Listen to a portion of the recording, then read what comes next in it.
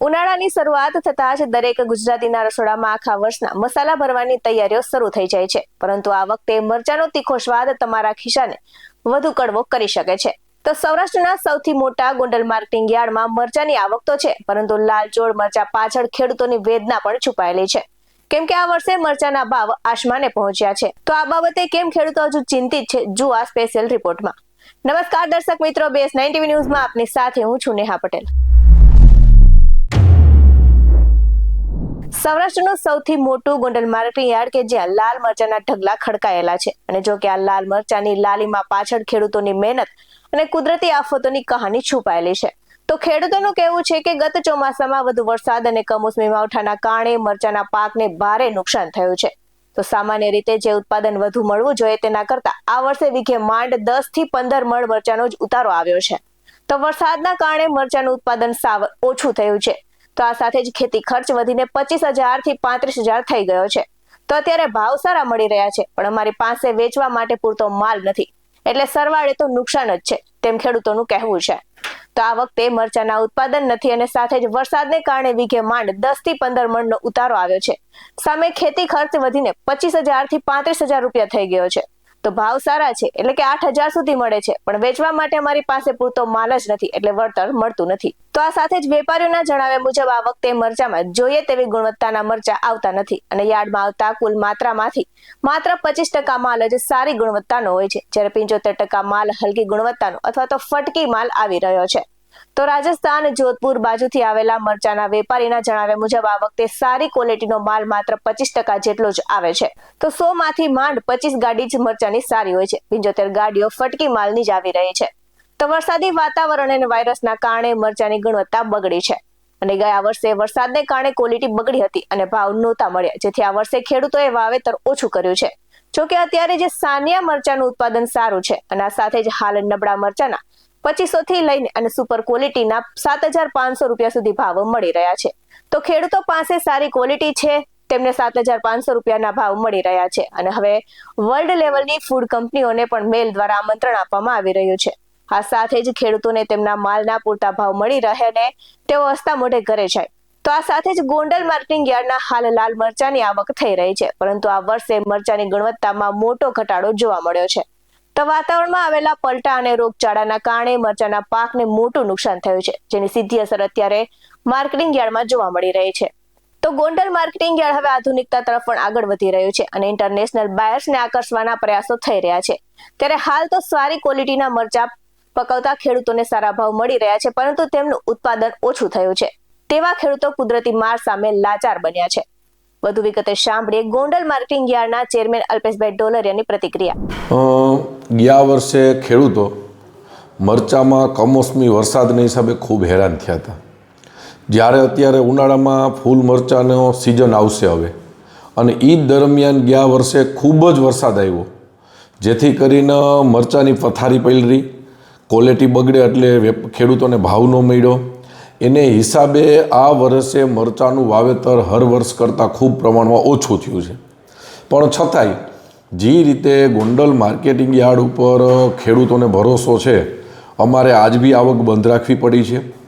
હજી 2-3 દિવસ પછી આવક ખુલશે, અને જ્યારે આવક રેગ્યુલર ખુલશે ત્યારે પાછા અમારી પાસે ટેકનોલોજીનો ઉપયોગ છે, અમારી પોતાની એપ છે, એમાં ખેડૂતોને પાછી અમે આવવા માટે આમંત્રણ આપશું, એટલે ખેડૂતો મરચાં લઈને પુષ્કળ અહીંયા આવશે. પણ આ વર્ષે પણ સાનિયાને રહેવાનું ઉત્પાદન પ્રમાણમાં ઘણું સારું છે.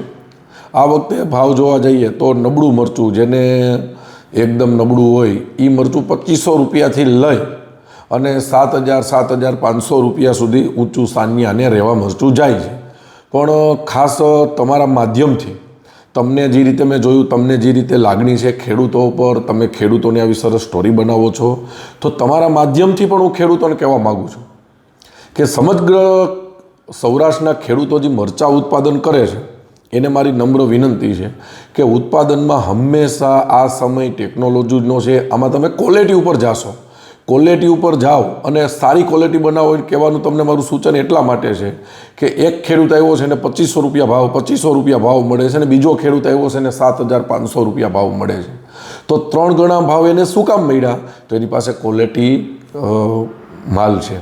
તો આપણે એવા જ પ્રયત્ન કરવા જોઈએ કે આપણે સારામાં સારી ક્વોલિટીનું ઉત્પાદન કરી અને પોતે મહા મહેનતે જે પાક પકાવ્યો છે એનું સારામાં સારું ઉત્પાદન અને ઉત્પાદનની હારે ખેડૂતોને ભાવ મળે. તો પ્રમાણમાં ગયા વર્ષ કરતાં આ વખતે ઘણું વાવેતર ઓછું છે, એને હિસાબે માર્કેટિંગ યાર્ડમાં જેટલો પ્રેશર હોવો જોઈએ, જેટલો ફ્લો હોવો જોઈએ એના પ્રમાણમાં થોડોક ઓછો છે. આમ તો ગોંડલ માર્કેટિંગ યાર્ડમાં મરચું છે પ્રખ્યાત છે, દેશ વિદેશમાં પણ જાય છે અને આપણા જે બીજા જે રાજ્ય છે તેમાં પણ જાય છે. તો આ વખતે માર્કેટ કેવું રહેશે?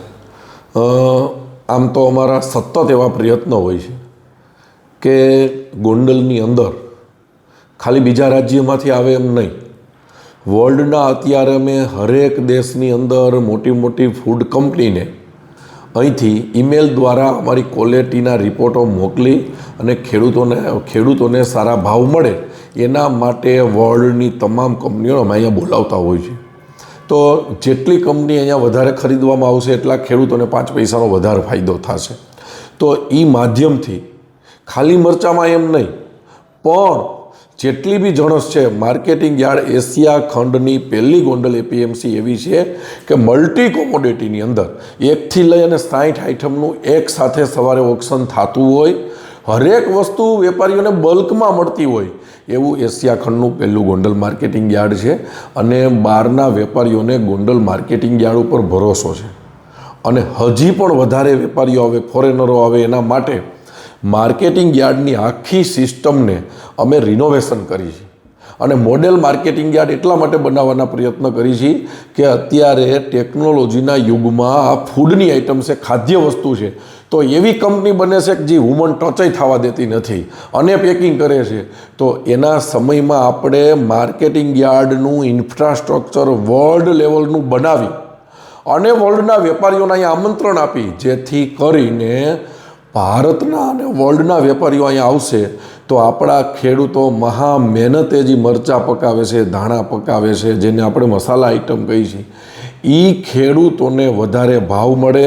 અને અમે અહીંયા ખેડૂતના પ્રતિનિધિ તરીકે બેઠા છીએ તો અમારી એ જ અપેક્ષા હોય કે અહીંયા અમારો ખેડૂત હસતો હસતો આવે અને હસતો હસતો જાય કે જ્યારે એને પોતાના ભાવ મળે ત્યારે એને ગૌરવ થાય કે ગોંડલ માર્કેટિંગ યાર્ડ અમારું ખેડૂતોનું માર્કેટિંગ યાર્ડ છે, એના માટે અમે મહેનત કરતા હોઈએ છીએ. આ સાથે જ ગોંડલ માર્કેટિંગ યાર્ડમાં પોતાની જણસ વેચવા આવેલા ખેડૂતોનું શું કહેવું છે એ પણ સાંભળીએ. પોપટભાઈ, દાદા આ વર્ષે મરચાનો ઉતારો કેવો છે, ખર્ચો કેટલો થયો અને શું કહેશો, ભાવ કેવો?